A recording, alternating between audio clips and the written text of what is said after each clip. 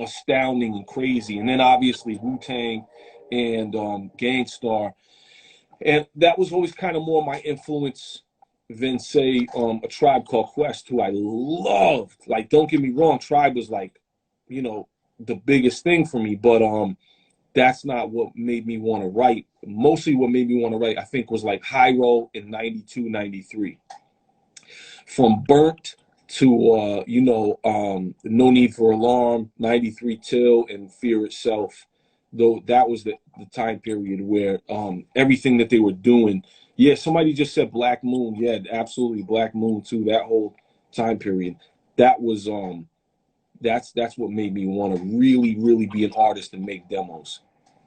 Now, during this time, are you writing or are you just freestyling? Yeah, You're yeah. writing. I was writing. I said I still remember one of my first rhymes ever. It goes I'm maybe I'm off on a couple sentences, but it was like I come perplexing. Yes, I'm complex, but yet I recognize negative and artificial thoughts in the mind.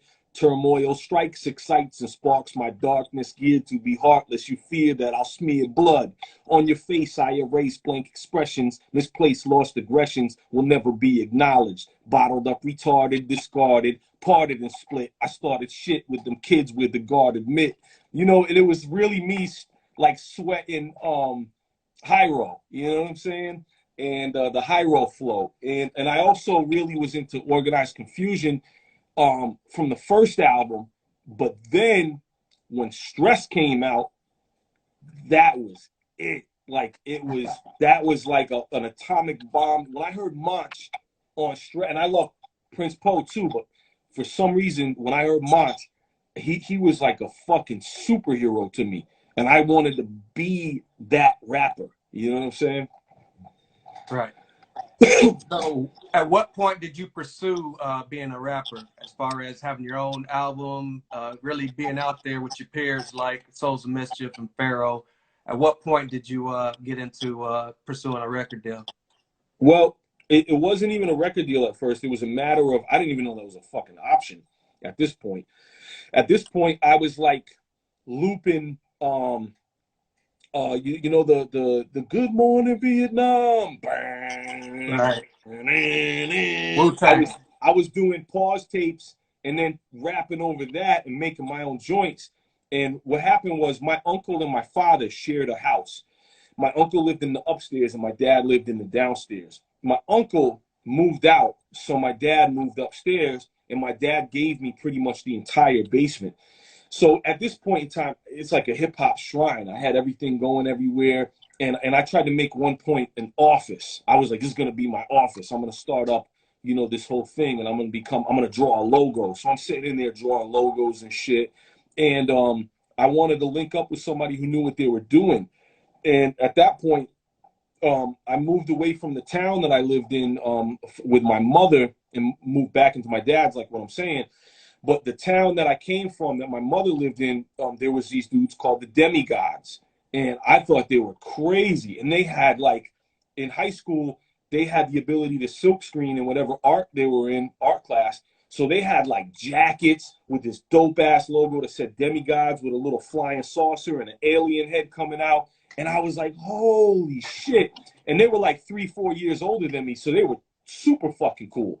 And Open Mic started that whole shit, you know, and with these other few guys, my man Voodoo, Derek, and Steve. And I thought they were the coolest fucking thing in the world. So one of my other homies, if you watch my Check the Check video, you'll see my boy JVR cooking in the kitchen. He linked me up with this dude named Voodoo who introduced me to Open Mic. And this was all over the phone at that point. And so I'm like 13, 14 years old at the time. And he was like, yo, I'm gonna have you call Mike. And I said, okay, cool. So I call Mike, my heart's beating through my chest. It's like, I felt as nervous as like the first time you get on stage. I'm like breathing funny and shit. I'm like, holy shit, they're gonna think I'm fucking either good or whack or whatever. But I was real nervous about it. And this dude picked up the phone named Etc. And I talked to him for a minute. And he's like, yo, what's up? And I told him, I said, yo, I want to be down with you guys. I want to work with you guys. And no, I'm sorry. Mike picked up the phone, and I said, "Yo, I want to be down with you guys. I want to work with you guys." Mike goes, "Hold on," and he hands off the phone to this dude, etc. And etc. was like, "Yo, what's up, man?" And I told him, I said, I want to work with you guys." He goes, "So let me hear you spit, son." So I start rapping, and he's like, "Wow." He's like, "Yo, you're crazy."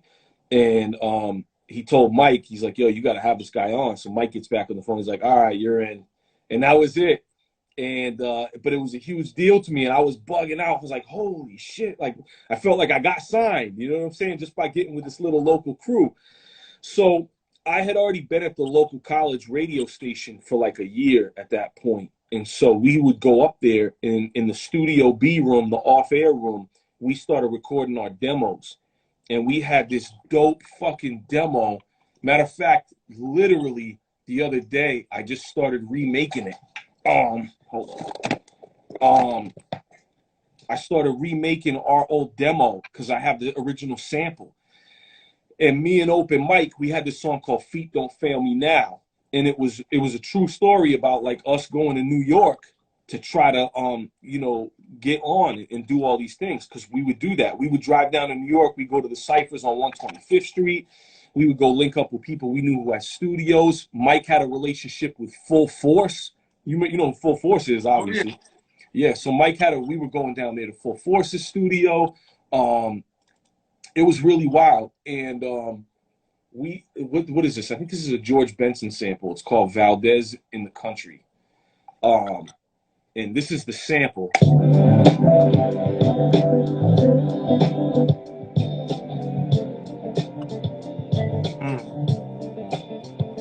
And then it would go into the part. Hold on, I got the mod sample.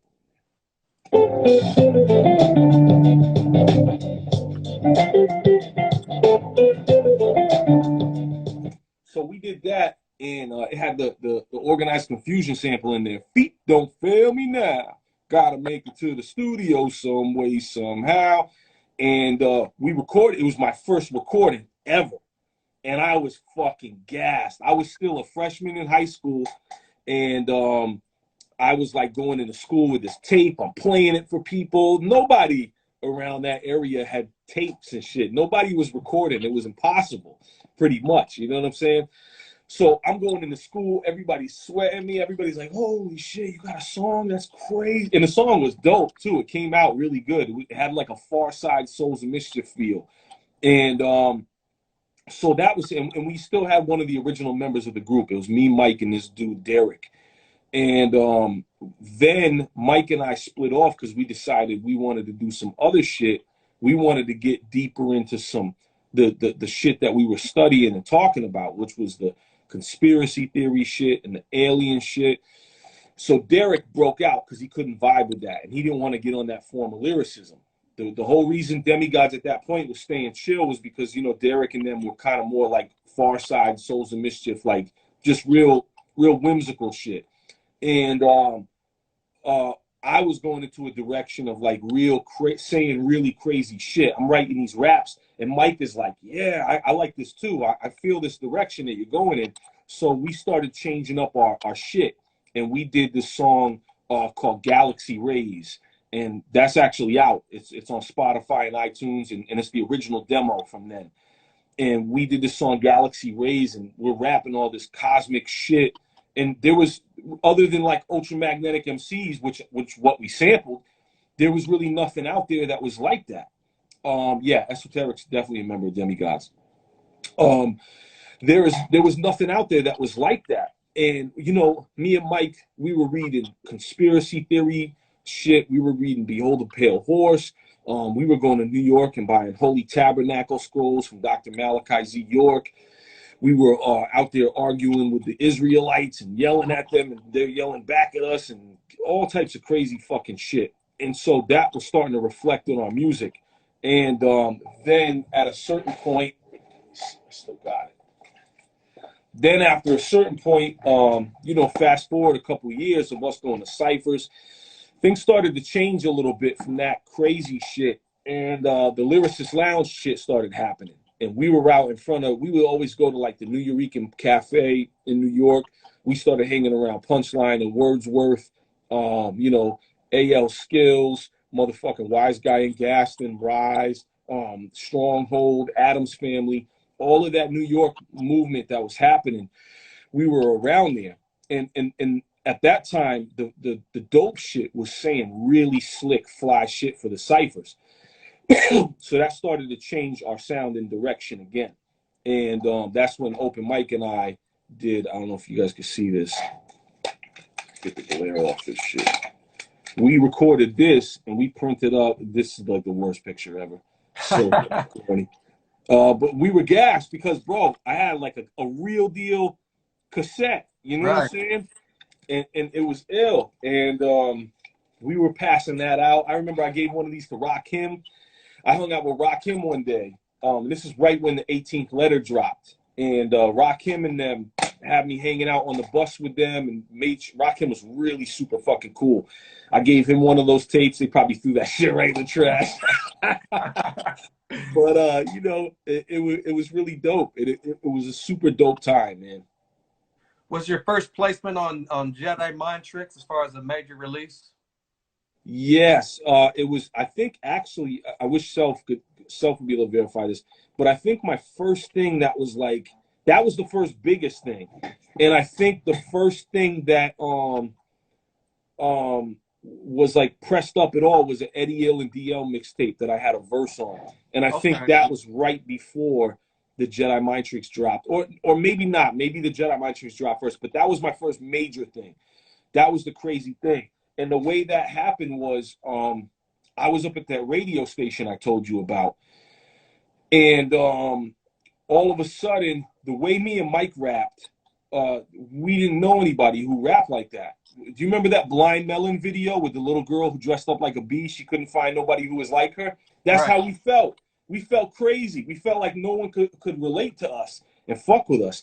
And then all of a sudden, one day, we got the Amber Pro BP from Jedi Mind Tricks. And I was like, what the fuck is this? That name's pretty dope. And I put the needle on the groove.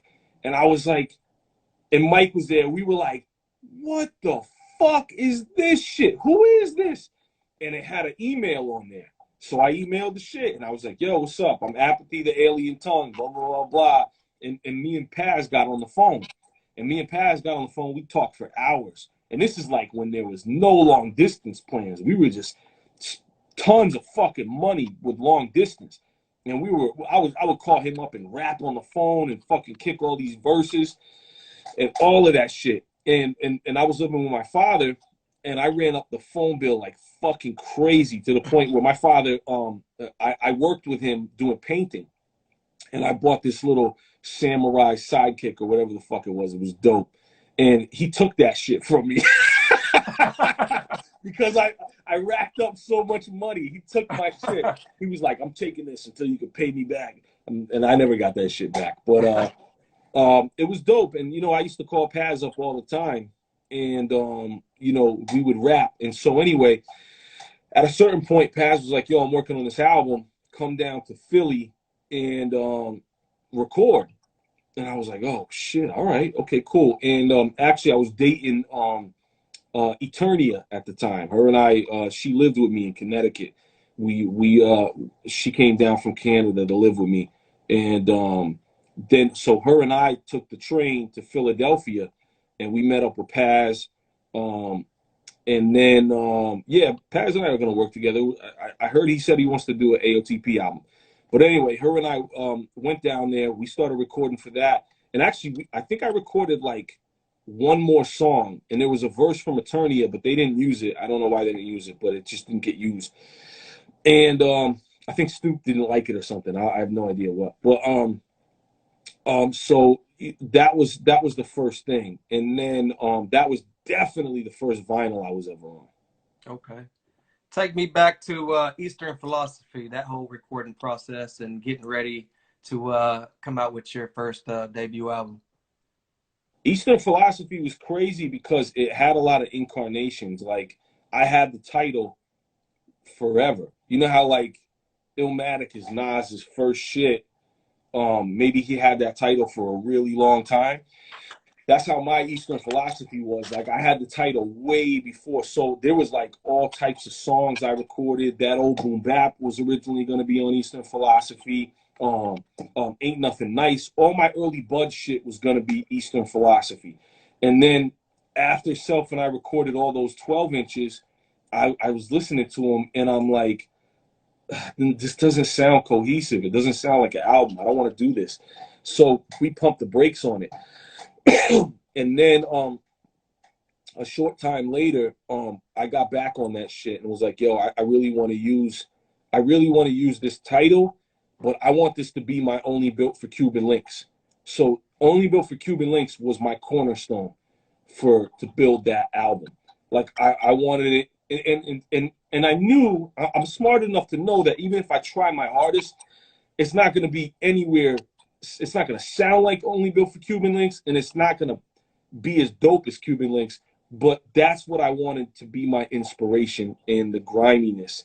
And that's why, you know, me and Chum linked up and we kind of decided from the jump that we wanted to keep it as grimy as possible and just really hardcore East Coast and, you know, kind of reflect like my life up to that point.